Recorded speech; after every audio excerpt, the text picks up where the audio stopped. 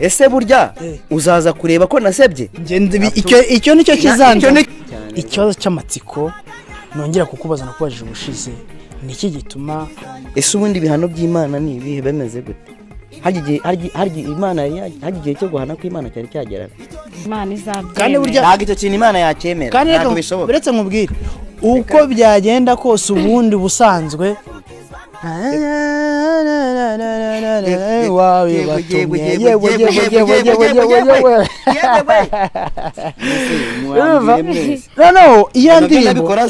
noneho jewe ejo nateraniye aho uyu mukobwa ateranira bakunze bazabona ko twongeye kubasuza mu izina rya Yesu Kristo amahoro y'Imana nabane namwe urinze bw'Imana komeze kubabaho kandi amahoro n'ibyishimo Imana iha abayizera bibagereho mwese uri mu Rwanda wowe uri mu mahanga ko kuza kw'Imana komeze kubaho ni plaisir ntaganzwa twazindukiye hano twa Rizieri muri za Bugesera ntabwo byoroshye n'urugendo rutari ruto ariko twagiye kureba abakozi b'Imana nyemerere rero tugerane mu rugo rw'umukozi w'Imana twa Silas byasuni ku murongo zineza ko yagehesha umugisha abantu benshi yazi ko ari abantu benshi bagiye bahemburwa n'indirimbo Imana yashyize ku mutima we niyo mpamvu twafashe urugendo rungana gutyo kugira ngo tuye kureba abakozi b'Imana inshuro nyinshi dukunda kubwira abakozi b'Imana Imana ibaho umugisha Imana ibagire neza turabakunda amagambo menshi bigaragara ko ari meza kandi bigaragaza ko uwo muntu kuko ari umukozi w'Imana ariko rimwe na rimwe ugasanga hari ikintu tumisinga cyangwa hari ikintu tubura kuba watera intambwe ukajya kwereka urukundo umuhanzi ukajya kwereka urukundo umukozi w'Imana ibyo bintu cyane cyane abanyarwanda barabigira abanyafrika turabigira kuba ugaragaza ko umuntu mukunda ku magambo gusa ariko ibikorwa byagera ugasanga abantu benshi barabyirengagiza niyo mpamvu rero nazindutse nkatebeza nkavuga nti ngiye kureba umukozi w'Imana sirakomera mwana wa mama amahoro y'Imana n'abana nawe ubu nakubisemo ikintu bita umutebeza nawe ngiye kureba Silas nawe uri kuntanga imbere nkaho ntabwo ndeze neza gutanga imbere se shaho kugira ngo bibyoroshye imbere aha twaze dusuhuza abakunzi bazabonisha turabasuje mu izina rya Yesu Kristo ya amahoro y'Imana bane namwe mukomere cyane gira amahoro y'Imana abo ngubu turi ku irembo ryo mu rugo rwa Silas ya meze neza se meze neza ubu turi mu gitondo 1:40 ingahe nka 1:51 meze neza nawe ndashima Imana wabyutse wumva bimeze bite nabyutse neza rwose nta kibazo n'abana bameze neza bameze neza namwe ndabona umeze neza na Yeme ndabona nta kibazo afite ni kare mu rugo se yes aha ku bakunzi bazaboneka rero ahangaha ni mu rugo rwa Silas mere uraho meze neza ni karibu asante sana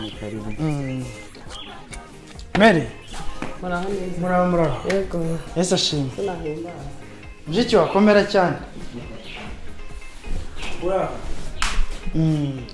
komera nawe yes hanyuma rero nkuko twakomeje kubivuga murabona ko turi kumwe n'umuryango mugari n'umukozi w'Imana witwa Silas byasuni ku murongo uyu no mushiki wacu witwa Josephine Uwingabire Josephine bantu nsubiriza abantu badukurikiye ndabizi neza yuko abantu bamaze kumenya ari benshi kandi bagukunze cyane kangufashe nabashuruje mwese mu izina rya Yesu nitwa Uwingabire Josephine Imana ibaho umugisha amen uyu nguyu yitwa Uwingabire Josephine reka mwumve akantu gatangaje uyu ni Silas byasune ku murongo uyu ni Uwingabire Josephine bavindimo sira agukurikira bwa kanga yaje bwa kane ni bwa gatanu azaro bwa gatandatu ubwaga amukurikira bwa gatandatu kandi umurebye ushobora kugira ngo ni impanga urana ko rwose banareshya ibintu byose se turareshya nawe barakoresha oya daraka ntabwo Sira none se mumeze mute usanzwe haraciyeho kugira ngo nk'ukwezi kwenda gushira tudaherukana turaho turashima Imana ko iminsi yagiye ikurikirana nta kintu twashinja Imana. Imana ishimwe cyane. Hanyuma Josephine wowe umeze ute muri no minsi ibintu bimeze bite? Meze neza nta kibazo nanjye ndashima Imana. Imana ishimwe. Harya ubu ngubu mu rugo aho tuye ni he ubu ngubu? Ubu ngubu ni mu karere ka Bugesera murenge wa Mareba. Mareba uturutse aha ngaho ujyayo ubwo nk'iminota n'isaha n'igice. Amaye Sirasi yambwiye ngo uwazinduza mu gitondo nka saa 10 ngo uri muraza aha ngaha cyane. Kwa bitorje nazo nta negarire haba harimo abiri n'igice harimo akagendo kanini. Yari yakubwiye ngo iki? Yambwiye ngo nzinduke cyane ngo afite abashyitsi none ubonye abashyitsi wasaba ngo ntiyagupfunyikiye oya nibyo ntabwo yapfunyikiye. Yes. None se aho hantu mutuye mu karere ka ngo ni mu murenge wa Mareba ni mu rugo kavukire cyangwa na ahantu ucumbitse? Ni kavukire. Ni muri kavukire. Yes, buje Sirasi ajyaga ambwira yuko iwabo ari naha nkajyanga arabeshya. Ntabwo yabeshyaga iwabo ni naha muri aka karere. Yes. Hanyuma rero ngira ngo abakunzi azabona icya uyu ni Josephine ngira ngo ushize twaraganiriye tuganira na Sirasi atubwira ko afite ubukwe ariko hari ibintu byinshi atatubwiye nifuza ko tubwira kugira ngo abantu bumve imbaraga z'Imana abantu banamenye icyo Imana igiye gukora n'umumaro wacyo n'impamvu Imana igiye kugikora nivuga butumwa Imana ishaka yuko twumvira mu mirimo n'ibitangaza izakorera uyu mubyeyi cyangwa se uyu mukobwa witwa Josephine dore ko rwose igihe cyari kigeze ariko rero umuntu akabona Imana igiye gukora ikoze ikintu mu gihe cyayo Sira siko kuri. Hanyuma mbere yuko mu mwanya rero Josephine ubundi Sira mu gihe umaze ukorera Imana urihangana hari nibyo wenda nzaye nongera nkubaze kugira ngo abantu dukurikiye bongera kumva urugamba cyangwa se n'intambara umuntu arwana nazo mu gihe cyo gukorera Imana. Mu gihe umaze ukorera Imana wowe n'umuryango wawe ibi ndabivuga kuko mushiki wawe ari hano wowe n'umuryango wawe mwari mubanye mute ku inshuro nyinshi ari igihe umuntu afata icyemezo cyo gukizwa ariko ugasanga ahuye n'intambara urugamba rukomeye cyane kandi urebye ruturuka ku muntu cyangwa se ku bantu batagombye kumuteza izo ntambara cyane cyane ababyeyi bitewe nuko ibintu ugiyemo batabyumva. Igihe umaze ukorera Imana wahuye n'urugamba rumeze gute mu miryango? Mu gihe maze nkorera Imana wenda hari ahantu babanje kuvuga ngo mbere yuko bibaho cyangwa se mbere yuko ntangira umurimo wo gukorera Imana umuryango twari tubanye neza nta kibazo ariko na nyuma tubanye neza na nyuma n'ubundi nta kibazo kindi gihari gusa ahubwo nuko wenda byageze ku bukwe bw'uyu mwana bikamera nk'abantu batunguwe babe nk'abantu batunguwe batungurwa babona ari mu gihe kitoroshye kuri bo noneho baravuga bati ubwo rero niba ari iby'abarokore niba mutagomba kumva ko ugomba kuzaba igihe tuzaba dufite ubushobozi ngo ubwo ngubwo ngo ni ibyanyu n'iki gihe wenda harimo akabazo k'ubukwe bw'uyu mukobwa nta kindi ariko buriya umugambi w'Imana ni umugambi w'Imana. Niba gahunda umukobwa agomba gushyingirwa muri uku kwezi kwa kabiri ni muri uku kwezi kwa kabiri ntago ari ukwa gatandatu gahunda y'Imana iba ari iy'Imana. Yego.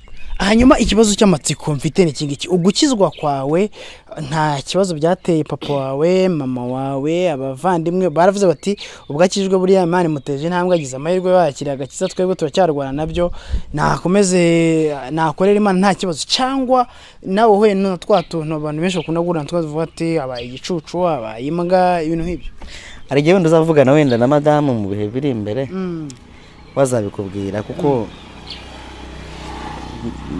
nashingiwe cyangwa se nashatse cyangwa se nubatse urugo ntarakizwa ninjye wakijijwe imbere ya madamu wanjye ni ukuvuga ngo ngiye maze gukizwa ntago umuryango wabyakiriye ku buryo ndetse bagiye no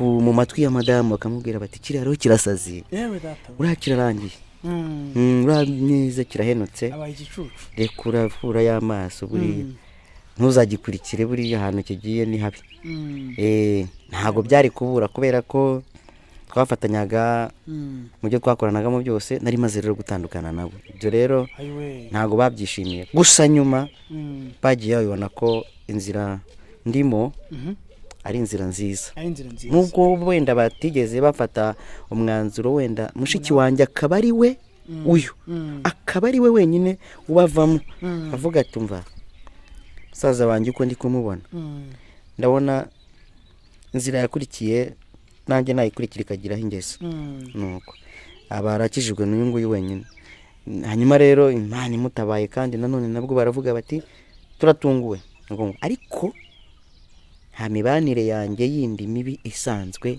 ntayihari uko byane kose nta kuntu batari kumva yuko ibintu ugiyemo bidasobanutse ariko se kuri madamu wawe ntabwo yaba yarafashe imezo avuga ati ndigende niba mwarasangiraga agacupa niba ari ibyo mwajyaganagamo akabona ufashe indi nzira itandukanye niye ntabwo yarafashe imezo avuga ati ndagutaye cyangwa se nawe umere nk'aba barokore bubu bavuga ati ubu ndakijijwe umugore wanjye ntabwo tukiri kumwe ubu si uwanjye ngo nawe uceho ababyeyi banjye n'ababyeyi be bose bari kimwe ni ukuvuga ngo hari ikintu bari bahuriyeho cy'idini ni ukuvuga ngo hari uburyo bari bahuriyeho ni ukuvuga ngo rero bitewe n'uko kandi madamu wanjye twamenyaniye hahandi aho ngaho navuye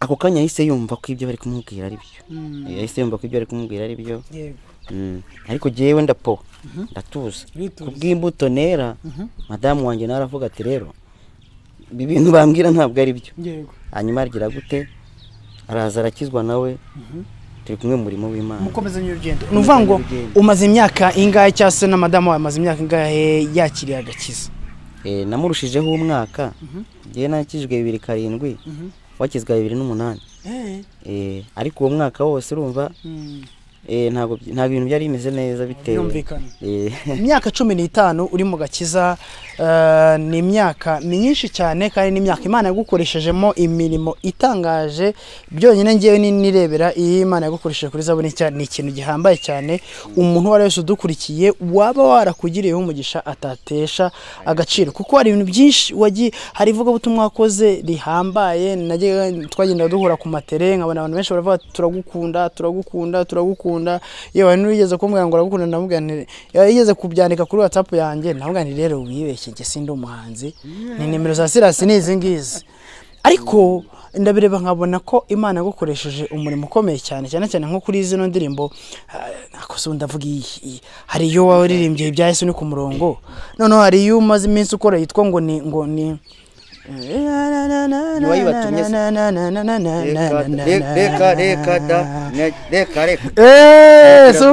soko kuri muracheza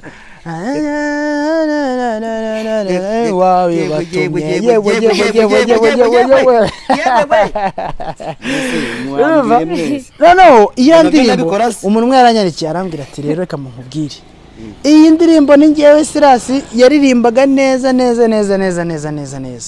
urumva bivuze ko abantu benshi mu myaka 15 maze ukora umurimo w'Imana Imana yarakwandikiye pe kandi mpamvu mbivuze si uko ndi ku mutima w'Imana ahubwo nuko nanjye nzi icyo byakoze nta nubwo biri Imana izabyibagiza ku mutima wanjye nta nubwo yabyibagiza izanankurikirana mpaka cyane none Sira akabazo ngiye kubaza nakangaka imbere ya mushiki wawe ni gute ushobora gukorera Imana sibyo ugakorera Imana mu buryo bungana kuriya ariko ukabugendana ikigeragezo cya wa mwana gute wakorera Imana bingana kuriya ku rwego ruri hejuru kuriya ukabana n'ikigeragezo kimeze kuri Imana idashobora kugutabara kandi uyikorera abantu bakorera Imana bararwanywa cyane Satani nawe bahiga kuko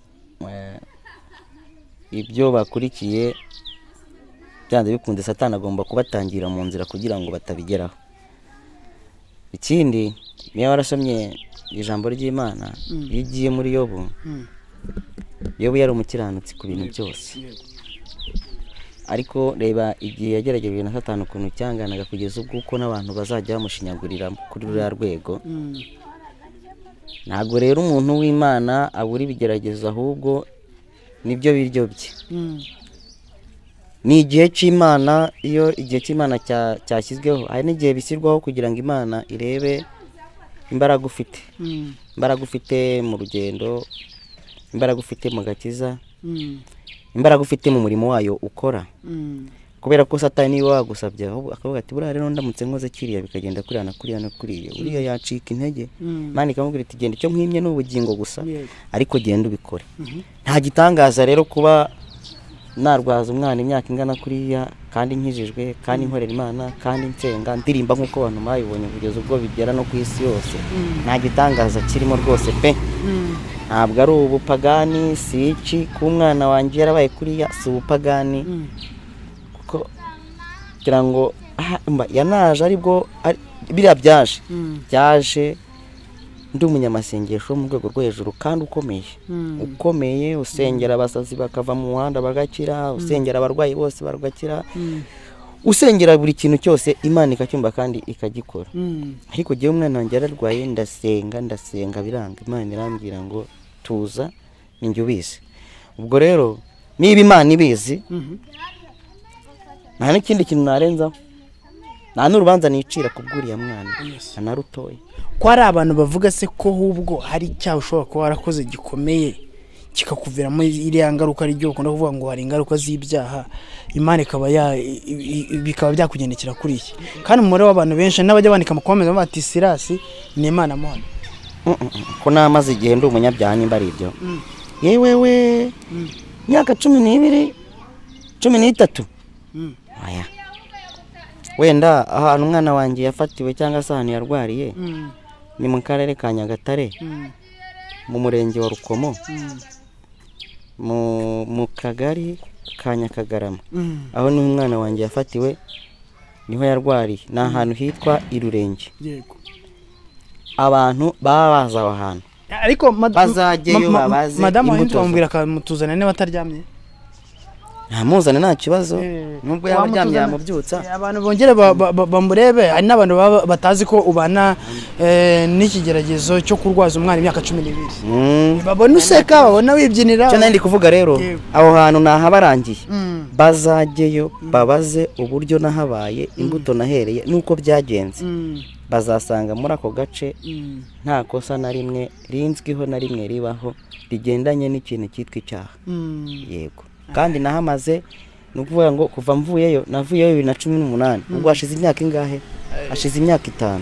Mu myaka 13 umwana wanjye arwaye. Ni 13 ahubwo ye ni 13. Mu myaka 13 arwaye. Ubwo ukuyemo 5 ni ingahe? Ukuyemo 5 ni imyaka 8. Iyo myaka 8 niho narindi. Mugende mubaze nimba hari ikintu baba barigezeho n'umuzi wo gushara cyangwa se wo gukiranirwa na muto, nibwo bazavuga bati Imana yarampana. Imana se yampaniye iki? Ese ubundi bihano by'Imana ni ibihe, bemeze gute? Hagiye Imana hagiye cyo guhana ko Imana cyari cyagerara. Ntabwo mbizi, wenda sinzi, wenda ariko ujye ntabwo mbizi. Izi saha nta nahurira n'igihano cy'Imana. Yego, kuko nta kintu kiri hagati yanjye nawe cyatuma impano ubu ngubu tuvugana. Yego. Yes, mu gihe rero agiye kutuzanira umwana, ndashaka guhita nibariza mushiki wawe, bigeze kuvuga ko Sirasi yataye madamu we, ariko nta madamu we ntabyeze. Ko mbikubajije byabaye igihe kingana gute? Ntabwo mbizi, n'ubwa mbere mbyumvise. Nyamara kandi ibintu byaravuzwe, byageze n'iki byansanze Kigali. Nawe niwe nabyumva. Ubwa mbere mbyumvise. Niwe nabyumva. Wigeze ngo bakibinyagatere, yigeze kubuta umugore akagera yirirwa mu ivuga butumwa avuga ati jewe umugore wanjye bimeze gutya no gutya, kumbe yigireye za Kimironko ashaka y'inzu, ibintu nk'ibyo. Nyagatare se ko nanjye twabanaga nabyutse. Barabanaga. Yes. Ko shaba abakozi b'Imana namwe murageragezwa. Yes, ngo y'imadamu wa Sirasi rero. Mere uraho? Uraho neza. Yes, ashimwe cyane. Sinahimbaza. Twanze kwirirwa tukuvuna none bibaye ngombwa. oya nta kibazo. Izumuriza abantu badukurikiye. Ndabashubije mu izina rya Yesu. Yego. Ku bakunzi bazabona cyangira ngo uyu nguyu niwe n'umukobwa harya. Uyu ni umukobwa wanjye. Yes, umukobwa wa Silas umaze imyaka 13 ngira ngo muramureba, amaze imyaka 13 arwaye kuva avutse, afite ubumuga ngira ngo murabibona, ariko mama we reka tubwire mu ncamake uburwayi afite. Uyu mwana afite ubumuga bukomatanyije, ntiyicara, navuga kandi yaravugaga mbere, ntagenda kandi yaragendaga, kurya ntabishoboye no kurinda kubisya kandi yashoboraga kurya, mbese mutunze gutya mufashe gutya. Afite imyaka ingahe? Afite imyaka 14. 14. Yes, ngira ngo mwabyumvishije. Silas amaze gukura, yarazi ko 13 yahunguyeho umwe ariko ni 14 y'uburwayi. 13 ni y'uburwayi, hanyuma umwana bafite 14. Ngira ngo ku muntu wese ureba witegereje no mwana ubona yuko atagakwiriye kuba afite taye imeze gutya. Umwana w'imyaka 14 nabo umwana ubona ko afite igikuriro, abenshi b'abakobwa bamaze no kumera n'amabere ku buryo ubona ko n'imisemburo ya gikobwa batangiye gukora, ariko murabona ko ikigeragezo ntabwo cyoroshye kuri Silas nk'umukozi w'Imana, kandi na madamu ntibimworoheye. Ngira ngo nibyo nifuza kubabwira, ariko umwana wamuvanye ku zuba nta kibazo, Imana igumugishe. Uti oyoba Nimbuze ngo naruhaza nimwakire. Ntacyo, reka umujyanye nta kibazo, none mbenganira naye. Yes. Impamvu tuba tugashishamo no kugira ngo abantu wenda batazajya bumva tuvuze n'ikintu buriya uko umunsi ku munsi zabone kigenda yunguka abantu bashyashya, hari uwashobora kuba yarakuza ariko atazi ko ubana n'iki kigeragezo gikomeye gutya. Niyo mpamvu bananshi kuvuga bati buriya Silas aririmbira ku byaha, afite ibyaha runaka yakoze, niyo mpamvu Imana yamuhaniye, ariko tuje kumva ko nyiri ubwite twibira ati nta cyaha nakoze. Icyakora hari umugabo umwe wigeze kubaza Yesu aturiye mwana umeze kuriya ni ibyaha yakoze, ni iby'ababyeyi be, niye mpamvu yabaye kuri. Yesu abasubiza ijambo rikomeye aravuga ati rero nta cyaha yakoze, n'ababyeyi nta cyaha, ko ari kugira ngo imirimo y'Imana yerekanwe muri we. Ariko cya gisubizo kirakaze, kirakaze pe, kugira ngo igihe nka kiriya nyine babone imbaraga z'Imana, babone Imana aho itandukaniye n'abantu pe. Yego, buriya reka nkubwire sha, burya kera ngusura bwa mbere mbona uyu mwana natakinye mbona n'ikigeragezo, ariko sinabiha agaciro cyane, ariko aho mbyariye sera ufite ikigeragezo gikomeye. Umwana udashobora kubaza ati waramutse, wagusubiza ati utabaza ngo urababara hehe, urumva umeze ute, utasetsa ngo aseke, atakumva mwasetse nayo ngo aseke. Ihangane kandi komera, wambara imbaraga. Amen. Hanyuma reka tuve kuri ubu buzima bumeze gutya, umazemo imyaka 13 urwara nabwo, ariko ugahindukira ukajya kuririmbira Imana, kandi umuntu yakubona ntagusomemo ikigeragezo kimeze gutya. Ngira ngo ntabwo twiriye tubyinjiramo neza. Amakuru mfite yizewe nuko utagombye kuba urwego rw'imibereho, utagombye kuba rukimeze gutya. Ntabwo rwakabaye rumeze gutya, ntabwo rwakabaye rumeze gutya, ahubwo n'urwo narindiho rwagiye hasi kubera uburwayi bw'umwana. Yego, ntekereza ko ushobora kuba waratanzeho ubutunzi bugiye butandukanye, byinshi cyane twagiye tubivugaho. Hari ubutaka bwagiye bugurishwa, byose narabivuze kubwuriya mwana. Kuvuza umwana ariko nabwo ntibyakunda, ntabwo byakunze. Yes, ari nayo mpamvu Silas yaje guturana ibiti Bugesera. Reka mbarangire neza, uragenda uturuka i Kigali ugafata imodoka ikakujyana i Nyanza, kugeza i Nyanza ugafata imodoka ijya Irizieri cyangwa se Nyabagendwa, ijya Nyabagendwa, kugira ngo ugere Irizieri ari nayo karitsiye ukatiramo. Ni ukuvuga ngo uragenda ukagera kuri Nyabarongo, ukarenga Nyabarongo ukajyana Karumuna, ukarenga Karumuna ukagera Kanzenze, ukarenga Kanzenze ukagera kuri Arete, ukarenga kuri Arete ukagera Kariyeri, ukarenga kuri Kariyeri ukagera mu mujyi Nyamata, ukarenga Nyamata ugakomeza ukagera ahantu hitwa Imayange, ukava Imayange ukagera ahantu hitwa Imyo, ukarenga Imyo ukagera Igako, ukarenga Igako ukagera Irizieri, wagera Irizieri ugata kaburimbo, ugafata agahanda k'igitaka ugatambika, watangira kurambirwa ukabaza kwa Silas. Urumva? muri Mataba. Muri Mataba ukatubaza ngo kwa Silas ne uvuga ati komeza umuhanda ugenda uragera ahantu hitwa kuri ADPR yaheharye ya Nyabagendwa ADPR ya Nyabagendwa nuhagera ngira ngo ADPR unyuraho ni ya Riziere nuyige waciye muri aka gahanda ko haruguru keretse iyo waciye hirya nabwo ADPR ntiyigeraho kugera muri centre ya Nyabagendwa nuhagera ubize gufata agahanda k'igitaka uhita ukata gutya ku muhanda ugigashora nurangiza ubaze kwa Silas umuntu agufata akaboko akujyane akugeza ngaha murumva ko ntago ari ibintu byoroshye Silas dukenera umunsi ku munsi za Kigali mu gihugu ahantu henshi hatandukanye mujya mumubona agafate urugendo rumeze gutyo buri munsi sa nk'ubikurura neza ubishyire mu mibare uraza gusanga yagakwiriye kuba tuyi Kigali kugira ngo ingendo zimworohere niba ari umuntu ugiye Butare abyuka ahita ajya Nyabugogo atega agenda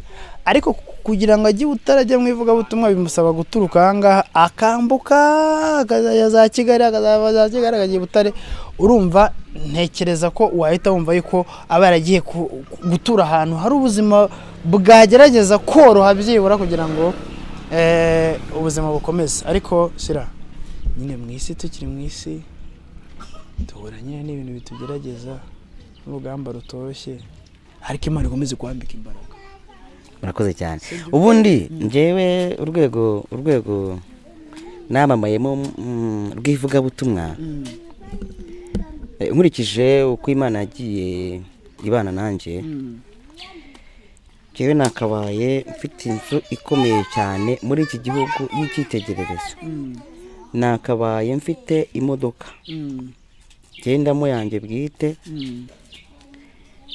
ariko ndakubwiza n'ubu ngubu ndwaye umugongo kubera za moto zanciye umugongo kubera kuzigendaho buri munsi none usanga urabona wahava n'iki ahangaha ni moto wanze moto wafata igare wanze moto wafata igare ariko jewe kubera ko hari n'urwego tugeramo bigatuma tugira isoni zo kugenda ku magare ariko Sira tuvugisha ukuri kuvuga ngo iyo wabonye umusitari ku munyonzi ni danje ariko uremera nyine ukavuga uti reka nshaka ayo ngayo y'akamoto ukemera ukagenda ariko nyine kaguca umugongo nyine ukemera ugahora ujya kwa muganga n'ubu ngubu mba ndi ku miti y'umugongo ariko nta kundi navugaga ni ikirere icyo navugaga ngo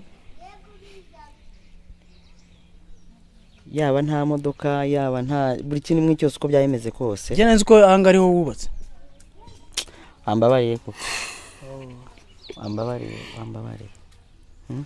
njye nzi ko waje hano uvuga uti wenda ahanga niho nagondagonda akazu nkaba ariho natura yaragusabye imbabazi nyine ngo mbabarire none se plaisir rwose reka nkubwiye pe muri iki gihugu saha izi ngizi nta nzu ngiramo nta n'isambu ngiramo iki gihugu ubu ngubu ndi hejuru niyo wajyamo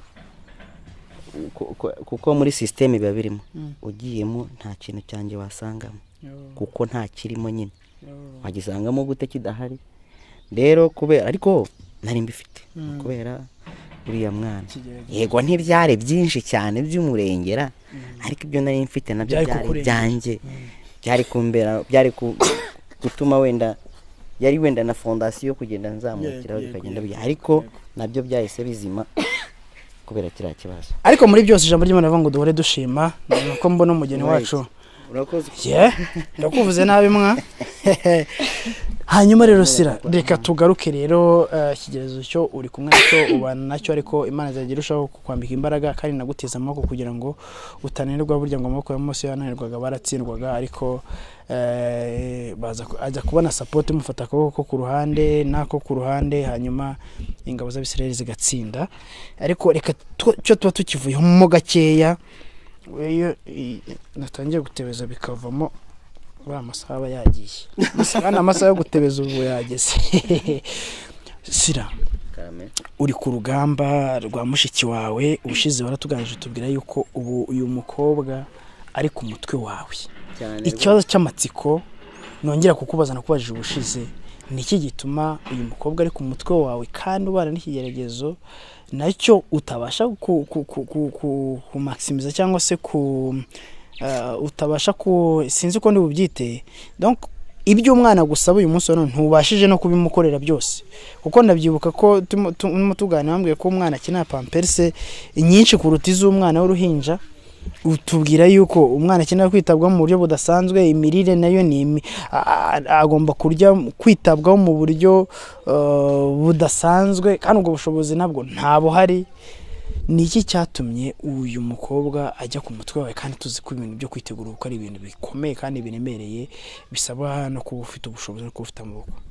Nabisobanuye ngitangira, hari igihe nigeze kukubwira nti nta kibazo mfitanye n'umuryango wanjye mu buryo busanzwe, ubuzima busanzwe, keretse muri iyi minsi ku kibazo cy'uyu mukobwa cy'ubukwe bwe bwatunguranye, kandi akaba ari igihe nawe turi abarokore twenyine nyine, bakavuga bati rero niba abarokore mukora ubukwe butunguranye ubwo mu bwikorere iri ku mutwe.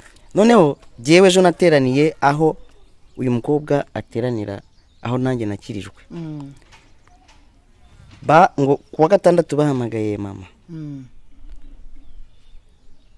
nawe ubwe ibibazo bamubazaga byose yarababwiraga ngo mubibaze Sirasi, niwe uzi iby'ibyo bintu, niwe ubishinzwe, niwe ufite gahunda y'ubu bukwe mu maboko.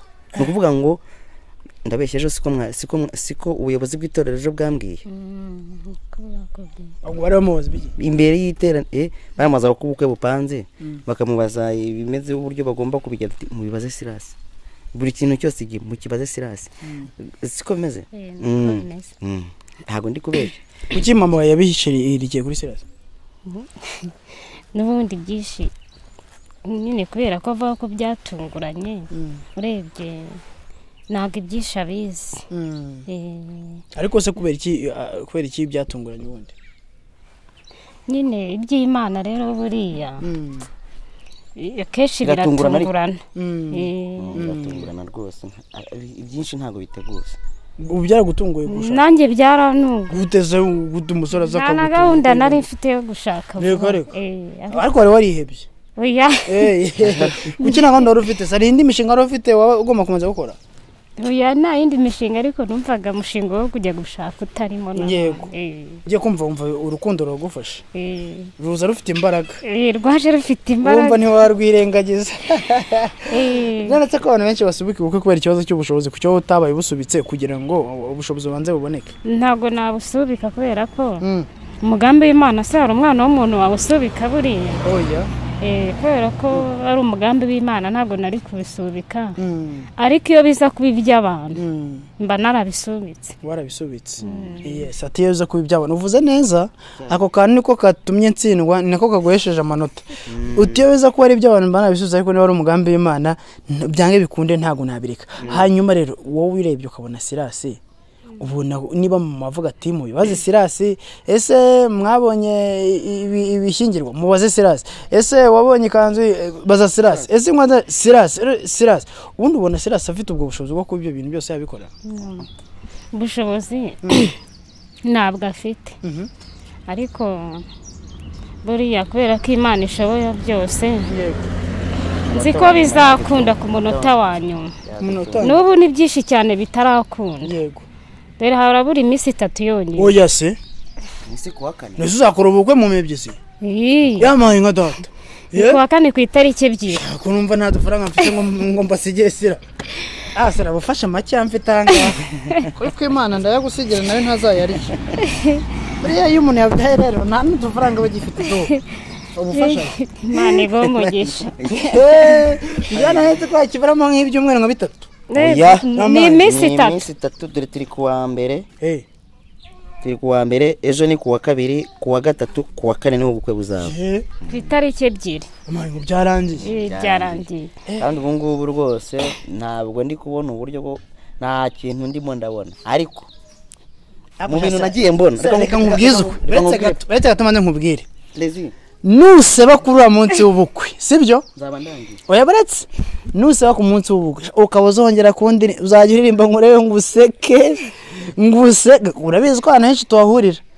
Uzajya ufata agatuti mvuga ni Imana ugiye kuvuga.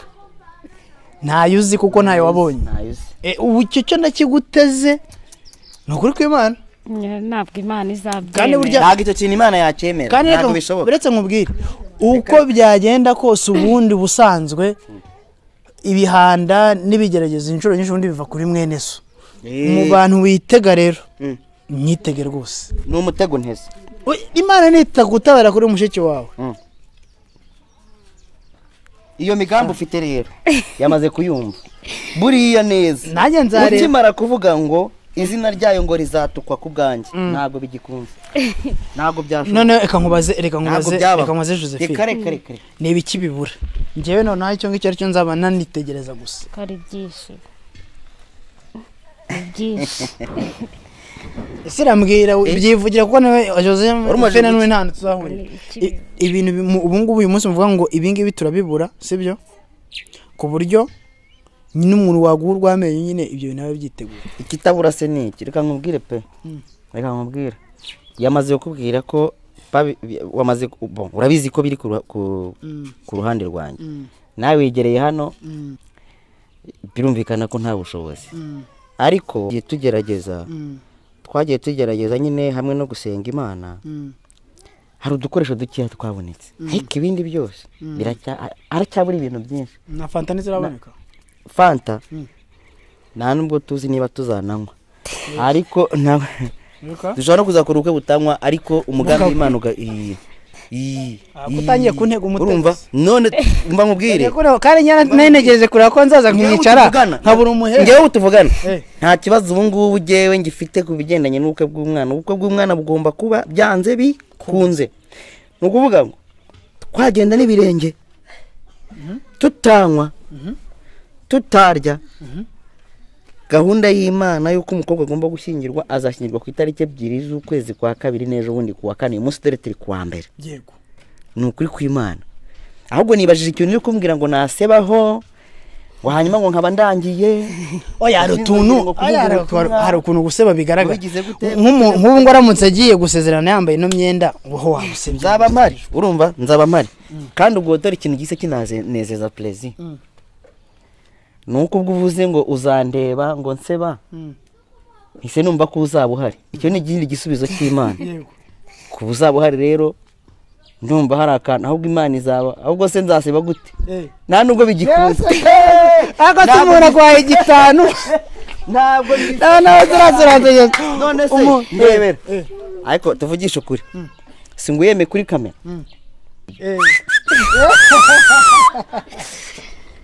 None se ubundi reka nkubwire, kuba uzaba uhari bo n'umukameramani ubwo byakemutse umva nose ntabwo nasaza ko kantu mvugije kari mu ijambo ry'Imana, ntabwo mba naguye. Yesaya ibice 5 umurongo wa 26, Yesaya ibice 7 umurongo wa 18, Zekariya ibice 10 umurongo wa 8. harimo ako kantu karimo yo mirongo. Yes, akungu urumva se ibyo navugaga nibyo plaisir, ibyo navugaga nibyo. Ese burya uzaza kureba ko nasebye? Icyo nicyo kizanza, icyo nicyo kimenyetso cyo ko ntagisebye, kuko ubwabyo hazaba hari kamera, hari n'imodoka. Yewewe aho guwiteka habwa icyubahiro ko agiye kunyubahisha bigize muri wowe. None se bakunze bazabona icyo rero, ngira ngo turimo tugana ku musozo. Ngira ngo uyu ni mushiki wacu twa Josephine. Ku bantu bakurikiye ubuhamya bwe, usibye ko atabutubwiyeho neza, aracyafitemo akantu nyine ku kisoni z'abageni, nk'umufasha ku rutugu gutya ashobora kudabatetse noneho dutuyima yanjye ahantu umukobwa n'umusore bashobora kuba bari kuzamukana bagiye nko mu materaniro, bikaba ikibazo akatabaguhagarika. Ariko uko bimeze uyu munsi wa none, amakuru angeraho yizewe nuko Josephine yakundanye n'umusore utari n'umwadeperi icyo gihe. Ntabwo yari umwadeperi, yari umuhamya wa Yehova. Ari Imana imuzanye cyane, imuturutsa mu bahamya wa Yehova, bati Imana imwe ati umwadeperi ariyo umugore wawe. Ni igitangaza. Nta makuru ufite umuhamya wa Yehova umuhamya kugira ngo uzamwemeze no kurambagiza ubwabyo bahita baguca mu muryango wowe urabizi ni nuko bimeze baraguca ugasigara uri nyakamwe ku buryo na papa na mama bashobora kudataha ubukwe babaye arabayeho nta n'abazaba bahari ibyo ni ibintu nta bazaba bahari kuko rwose umva ibyo abahamya urabizi oya ndabizi abahamya rwose ndabizi ubu so ubukwe na nyoko ubukwe niho bazaba bahari mu ntabwo bazaba bahari ariko ntacyo uzakomeza ubakunde kubera yuko nyine buri muntu nyine mu itorero ryabo agomba kubahiriza amabwiriza y'itorero ariko niba kwanga ntabwo banyanga ni doctrine y'itorero ariko baragukunda ariko n'ubukwe buzataha uko byagenda kose hanyuma uyu munsi wa none ikintu wumva wasaba abakunzi bazabona nshya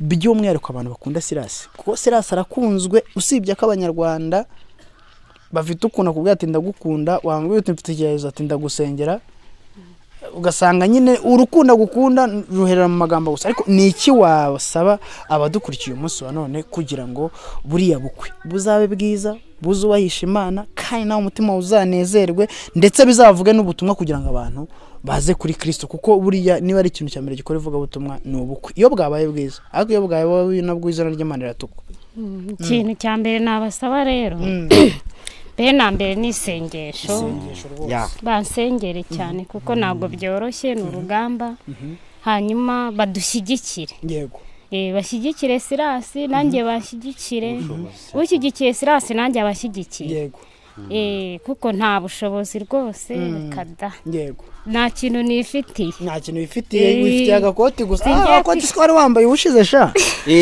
data we ariko yari yagakuyemo nawe urabanteje cyo yari yagakuyemo niko ariko nyine nibadushyigikire bagushyigikire yes sira nicyo wabwira abakunzi bawe nakunze umusaruro n'abantu bagira ishyaka ry'Imana bakaba batakwemera ko izina ry'Imana ritukwa oya abakunzi banjye boje barankunda ndabizi kandi harimo benshi bagiye babingaragariza n'uyu munsi birashoboka bamaze kubona uburyo byagenze kuko uyu mukobwa ndamukunda cyane ariko nanjye numvishe mukunze we ni ukuri kw'Imana ntabwo wabyumva uyu mukobwa mushiki wanjye ndamukunda bya hatari ntabwo ushobora kubyumva ikintu mukundira ni uburyo yubahishije Imana ni uburyo yubashye Imana reka nkubwire abasore bashaka ko yishingira ntabwo bababara ngo barangize ariko akabyanga uyu munsi wa none rero kuba agiye gukora mariage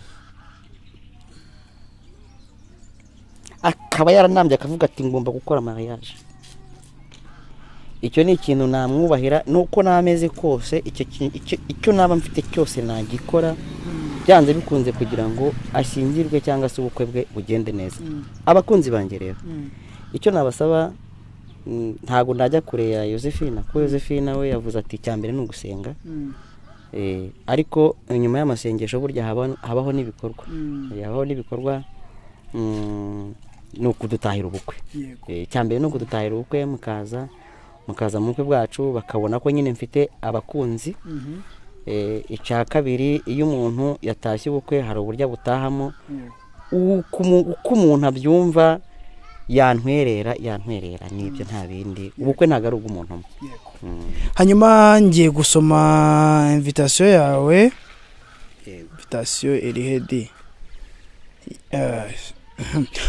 invitation iravuga ngo arabaza ati niki kibateye ubwoba mwaba afite kwizera gukemwe maze arabyuka acyaha umuyaga n'inyanja biratuza rwose biri muri Matayo 8:26 abagore benshi bagenza neza ariko weho urabarusha bose ako uyu mugabo afite umutoma dore ko yavuye no mu Yehova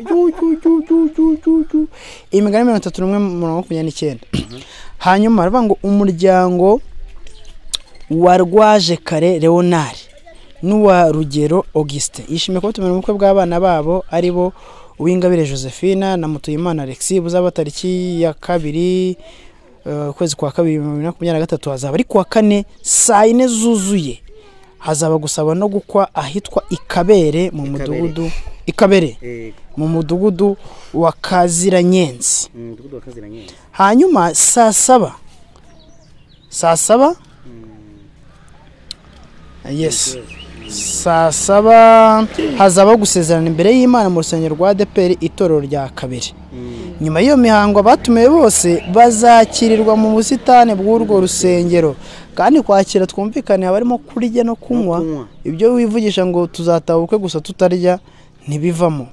Kwifatanya natwe bizadushimisha. Hanyuma nimero za Josephine ni 078 ibihumbi 2 byuzuye ukongeraho 502 078 ibihumbi 2 502 cyangwa se kambivuge neza kugira ngo batabyitiranya 078 2 000 502. Hanyuma kuri Tigo ni 0722 322 322 Imana ibaho umugisha mwinshi. Tujye gusoza hanyuma dushimira Imana cyane yuko bigeze kuri uyu munsi ibintu bikimeze, ariko numvije amakuru yuko ngo bari kugukeka yuko watwaye inda. Oya amakuru nayo sira siko wambwiye siko wambwiye. Oya mwebwe mu idini yacu cyangwa se muri ADEPR ntabwo idini ryacu rishingira abakobwa batwite, kandi kumenya ko umuntu atwite nuko bagiye kwa muganga kwipimisha, yagiye gupimwa akazana ibizamini bigaragaza ko adatwite.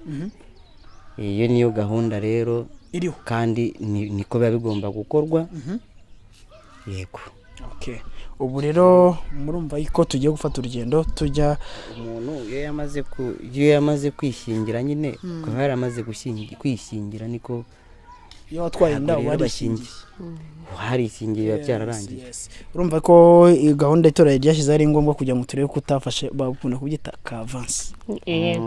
Kavance ariko wari umukristo ntabwo ibyo wabikora mu myaka yose umaze, ntabwo wakora ikosa rimeze gutyo, usibye ko nabarikoze na Imana yababariye, ariko wowe ntabwo wabikora. Ubukwe bwawe bugomba kuba butarimo ikintu bita umwotsi. Ubu rero uyu mukobwa buriya maze kubona kagiye ku mutwe wanjye handi ibindi bintu bindi. Ubwo gahunda yahise ikurikiraho na marene ni madamu wanjye. Ni madamu wanjye. Wenda sinzi niba amuha n'umwanya nawe akagira icyo abivugaho, ariko niwe marene wiwe tumva muri ikiganiro nawe ari kugira icyo abivugaho.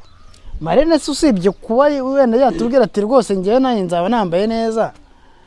Mane komera ngwira muri kamera utubwire ukuntu ibintu bimeze, ukuntu witeguye gushyingira. Bamwita ngo icyaryara, ubwo ni muramukazi wawe.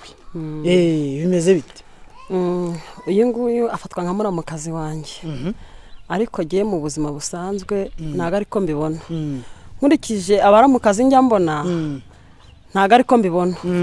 Bifata nk'umwana wanjye nawe akafata nka mama we. Yego. Twabanye mu rugo nahabyariye imbyaro 3. Amfata nk'umwana we, sinigize mpeka umwana, yaramuhekaga agakurikirana amasomo akafasha ibintu byose, sinigize mvunika.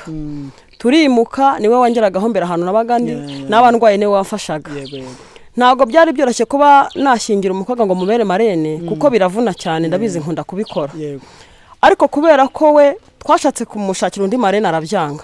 Aravuga ati inyigisho mwamaye nimugorona mwampaye nizo zingejeje aha ngaha, ni wowe shaka byanga byakunda kuba hafi yanjye. Nitaye ko nuko buri ku mutwe w'umugabo wanjye, nitaye n'ikigeragezo cy'uburwayi dufite hano mu rugo, nta nitaye ko ducumbitse dukodesha. Naravuze ngo kubera nanjye uburyo wambereye umwana nzagushingira mu bushobozi bwose Imana izadushoboza. Ni iki kintu cyatumye mbyemera ndanabikora. Yaranyubashye, ni ukuri aranyubahisha mu muryango, aranyubahisha cyane. Iyo ntatse ndamutabaza akaza nawe ntiyanyenera ngo ambure, kandi nzi neza ko nta nama mbi nigize mugira. Mu gusenga twarasenganye, twazamutse imisozi, turara amajoro turi kumwe nawe. Ibyishimo umugabo nta nuga nabizi, ntabwo yabaga nahari. N'ubu bukwe bwe yakunze kububwirwa giye wari giye mbizi ndi kumwe nawe. Ariko shimye Imana kugiye gusoza isezerano yaduhaye. Imana ishimwe cyane. Nicyo wasaba dukurikirira. Ikintu nabasaba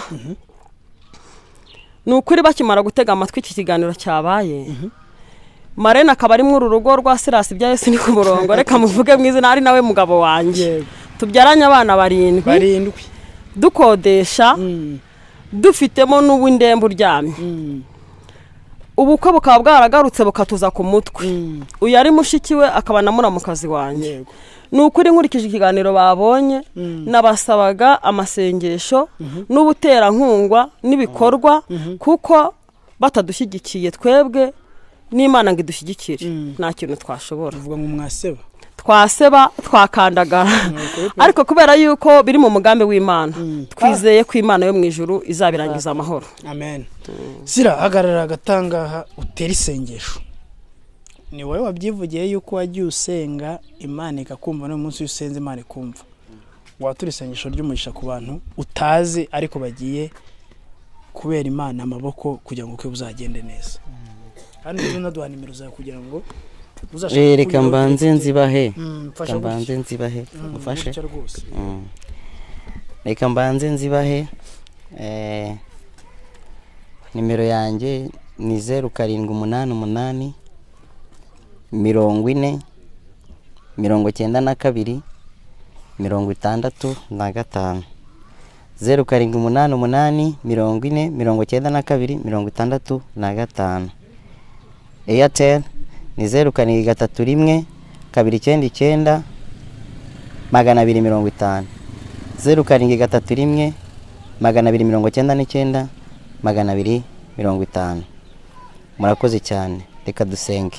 Mana turagushimiye mu izina rya Yesu Kristo, twongeye gushimira ineza ugira, twongeye gushimira uburyo ukomeje kubana natwe mu minsi yose yatambutse kandi no kuri uyu munsi, bituma tugira n'icyizere cy'uko mu gihe kiri imbere n'ubundi uzakomeza kubana natwe. Izina ryawe nirihabwe icyubahiro. Waturinze mu bihe bitandukanye kandi bitari byiza, waturinze mu bihe bikomeye, niyo mpamvu twizera ko mu bihe biri imbere n'ubundi byaha bikomeye byaha n'ibyoroheje uzakomeza kubana natwe. Uyu mwanya nk'uyu nguyu rero kubw'iki kiganiro tumaze gukora cy'ubukwe, turagusabye kugira ngo aho kigera hose gikore ku mutima ku muntu wese ucyumva, kubw'ubukwe tuzabone imbaraga zawe, kandi tukuragije ubu bukwe kuko waburemye ufite impamvu, ni nawe uzi uko bizagenda. Uko bizagenda kose kuva mu maboko yawe nta kibazo cyaba gihari, nta kibazo dufite icyizere cy'uko uri kumwe natwe, kandi ibyo waremye ntago bijya bihinduka. Iyo wavuze yego ntawe ya igihaba. Twizeye yuko ubukwe buzaba bwiza, kandi uru rugo rw'uyu mukobwa rukazaba rwiza kugeza igihe azabanira n'umugabo we akaramata kugera ku iherezo. Urakoze Imana igira neza. Dushimiye kandi Zaburi nshya yateye intambwe yo kuza kudusura kugira ngo iki kiganiro kibeho. Bakoze urugendo rurerure, bakoresha imbaraga, bakoresha essence, bakoze igikorwa gikomeye cyane. Niyo mpamvu mbasabiye umugisha kugira ngo mu minsi yo kubaho kwawo umurimo bakora ukomeze kuwagura, ukomeze ubane natwe, kandi nibagenda nabo ugendane nabo amahoro mu izina rya Yesu. Amen.